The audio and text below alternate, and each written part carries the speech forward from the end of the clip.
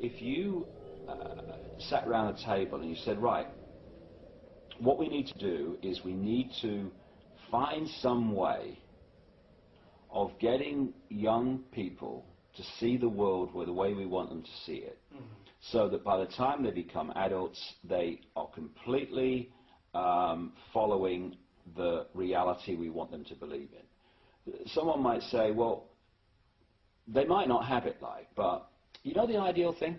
What we do is we have a system where we take children away from their parents at least 5 days a week, all day, from about the age of 4 and 5, and we have control of their minds until they're about 17, 18. That would be ideal. Well, of course, that's what happens. It's called the education system. Yes. And it's indoctrination. And John D. Rockefeller, I think, voiced the beliefs of this ruling elite that wants to try to homogenize our education system when he was quoted as saying, "I don't want a nation of thinkers, I want a nation of workers."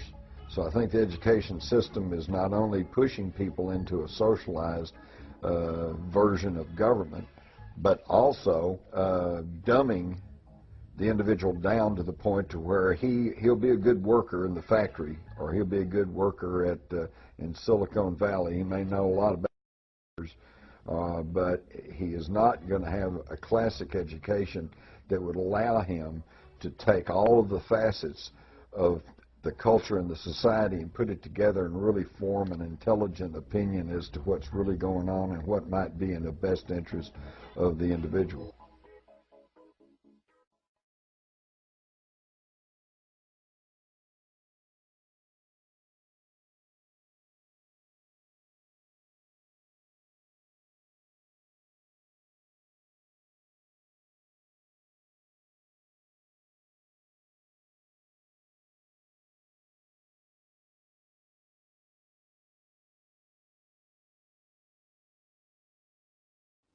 The brain is two halves of the brain. There's the right brain and there's the left brain, and they have very, very different roles to play, especially in personality. Between them is this bridge called the corpus callosum, which bridges the information, again, information between the two. Now, this is another picture that Neil Haig did for me recently, symbolically looking at what the right brain and the left brain do. The right brain is out there. It's creativity. It's inspiration. It's the maverick. It's the connection to all that is. It's the greater awareness. And the left brain is about structure. It sees things in parts, not as wholes. It wants things to be structured. It's about language. And it's about organization in a physical way. It's about being what we call, though often that's not what it is, rational thinking. And both sides of the brain are necessary. If you get a right brain person, we've all met them, they're fantastically creative, but they're out on another cloud. There's nothing going on down here. But you get a really imprisoned left brain person, they can't see the connections with anything. They're here. Boom, boom. And this is the target. The left brain. The soldiers on the door. This is a key to understanding this conspiracy. The whole of society is structured to turn people into left brain prisoners who experience reality through that version of perception. Apartness, division, I am Charlie Smith. I must jump over everybody. To succeed, I must be a success. People must say you're successful. That's my identity. That's my sense of self. And so what they do, I mean, look at the system. If you want to progress within the system, this left-brain society we live in, then you have to be very, very good at exams. You go to school, you pass exams.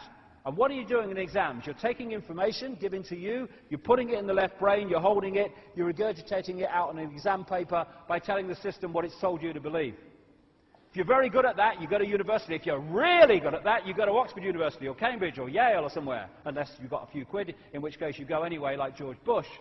Anyway, And then you choose your speciality. If you're very, very good at university at passing exams, boom, boom, boom, boom, boom, boom, then you get great degrees, and then you get your speciality, and you go into being a doctor or being a scientist and being even a politician, all these people. And therefore, all these people that are in the positions of power within the institutions that control and dictate the reality and direction of society are all, by the time they get there, fully paid up prisoners of the left-sodding brain. That's why scientists can't hit most of the mainstream ones, because they're so in ear. How can they understand concepts of reality in ear? They can't. That's rubbish.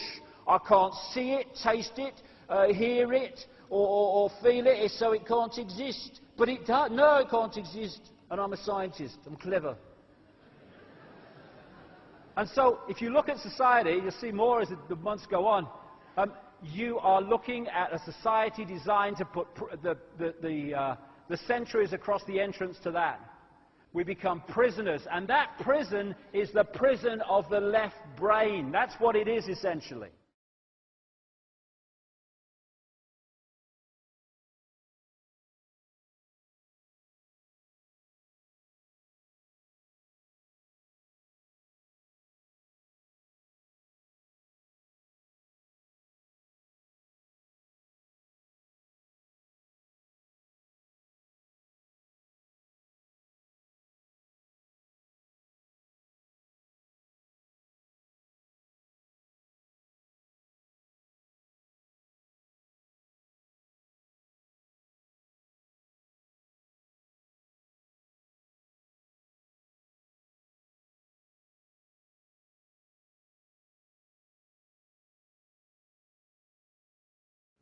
Since the late 19th century, since the time of Darwin, in fact, in part because of Darwin's writing in The Origin of Species, came to accept a convention, a definition of science that excluded the possibility of design as a scientific explanation. And that convention has a name. It's called methodological naturalism. And it just means that if you're going to be scientific, you must limit yourself to explanations that invoke only natural causes. You can't invoke intelligence as a cause.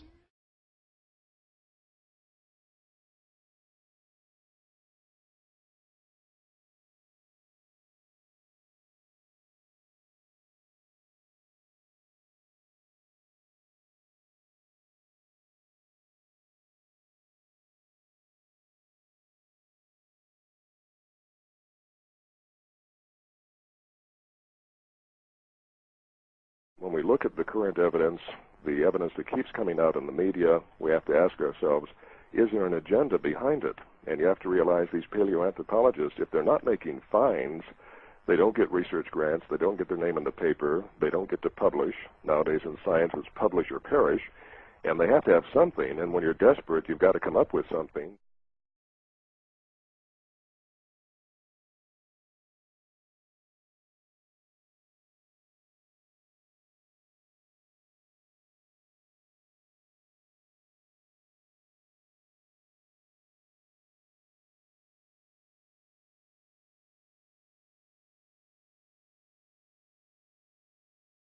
Evolution is presented to grown-ups and taught to the very young as a fact that has been verified and demonstrated for so long that it is a waste of time and even ridiculous to question it.